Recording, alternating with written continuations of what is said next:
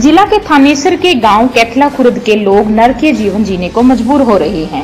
रिहायशी कॉलोनी से मात्र 14 मीटर की दूरी पर बने पोल्ट्री फार्म ने ग्रामीणों का जीना दुर्भर कर दिया है। इसको लेकर ग्रामीणों ने गांव में जोरदार प्रदर्शन किया व प्रशासन से मांग की कि पोल्ट्री फार्म को रिहायशी कॉलोनी से हटाया जाए। ग्रामीण कृष्ण कुमार व हरबंस सिंह का तो यहाँ तक कहना है कि वे पिछले कई वर्षों में 4 बार सीएम विंडो के माध्यम से शिकायत दर्ज करवा चुके हैं। इतना ही नहीं, उपायुक्त व एसडीएम थानेसर के कार्यालयों के तो सैकड़ों चक्कर काट चुके हैं, लेकिन उनकी सुनने वाला कोई नहीं है। ऐसे में अब गांव से पलायन करने को मजबूर हो चुके हैं। मान जी कई बारी लगा लीजिए, शिकायत भी करिए, कई बारी पर्चे भी दे ले, माने दरखास्त भी दे लिया, कोई बारी सुनाई नहीं होती जी। और जी हमें बहुत तंग है जी, जे मक्खी थे यार, हमारे रिश्ते भी नहीं होंगे लड़के के, और जी हमारे पे बहुत परेशानी है जी, बीमारी चल गई हमारा बहुत। नहीं वो तो बात ठीक है, जो चंडीगढ़ अपने चंडीगढ़ से दी थी दरखास्त, कोई वो नहीं जवाब नहीं आया। ऑर्डर भी आए हुए पहला, और वो भी कहना नहीं करता कोई भी। तो क्या लगता है कि जो पोल्ट्री फार्म का मालिक है, क्या उससे कभी बात हुई है? ना जी, कोई बात नहीं हुई हमारी। हमारे घर के पास ही, गाँव के पास ही है, ये बीच में। क्या बताएंगे? हाँ जी, ये मक्खी के बारे में है, देख लो कितना नजदीकी है, बना रखा है। यहाँ ये मक्खी से लेकर कुत्ते बीमारी लेकर फैल रहे हैं, पशुओं पे, बच्चों पे, बुजुर्गों पे इसका असर हो रहा है। ये जो इसका मालिक है वो अपना राजनीतिक में हाथ होने के नाते इसको गौर नहीं कर रहा है। ऊपर से कई बार हमने दरखास्तें भी दे दी, सीएम विंडो में भी लगा ली सर। और एक तरफ से गवर्नमेंट समस्या अभियान के नारे लगा रही है, ऊपर दूसरी साइड में ये हमारे घर में ये गंदगी फैल रही है। इससे तो अच्छा हम और कहीं जाके बसें या कोई हमारा हल करे। ये अपना राजनीतिक हाथों ने नाते ये अपने चला रहा है, इसको कोई क्या आप सरपंच से मिले थे पहले? सरपंच को मिले, सरपंच भी उसके साथ मिली बात करता है। सरपंच को जी वो राजनीति में हाथ होने के नाते उसको भी अपना दबा लेता है जी, उसको राजनीति में हाथ है उसका। ये कॉलोनी कब से है? कॉलोनी तो पुरानी 40 साल से है जी। और ये पोल्ट्री फार्म अभी बड़ा जी 10 साल।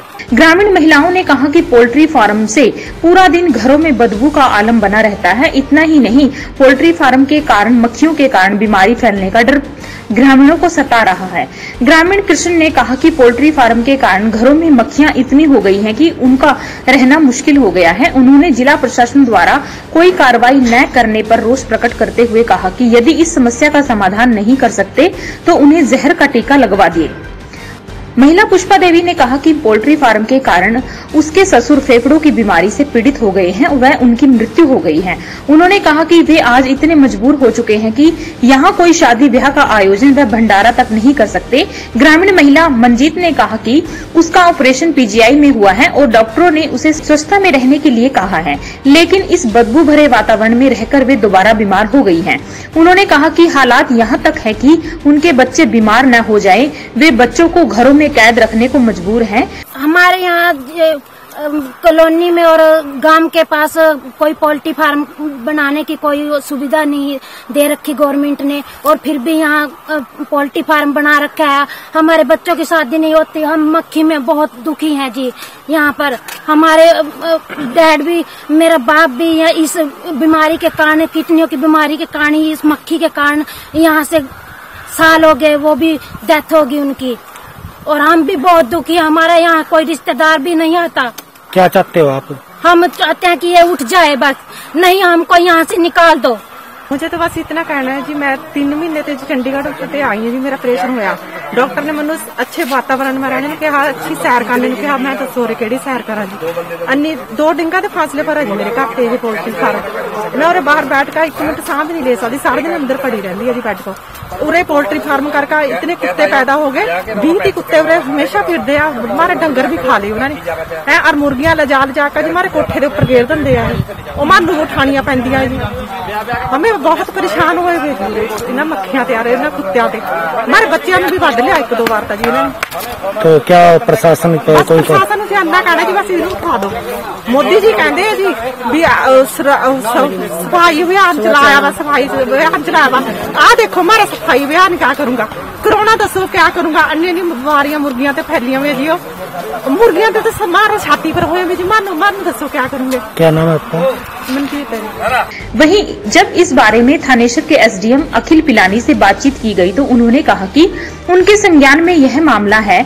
2019 में पोल्ट्री फार्म के बंद करने के आदेश आए थे, लेकिन पोल्ट्री फार्म के मालिक की अपील पर इसे रद्द कर दिया गया था। वहीं इस मामले में अभी जांच जारी है।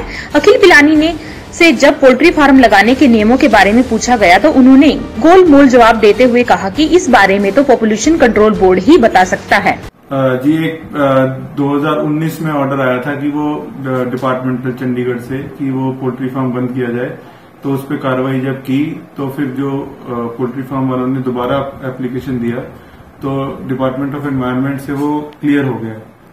तो बाकी जो गांव वाले कहते हैं अगर पब्लिक न्यूसेंस है तो वो उसकी जांच फिर भी अभी पेंडिंग है 133 में, तो वो कर ली जाएगी। तो सर क्या नियम है पोल्ट्री फार्म के गांव के कितनी दूरी पर होना चाहिए?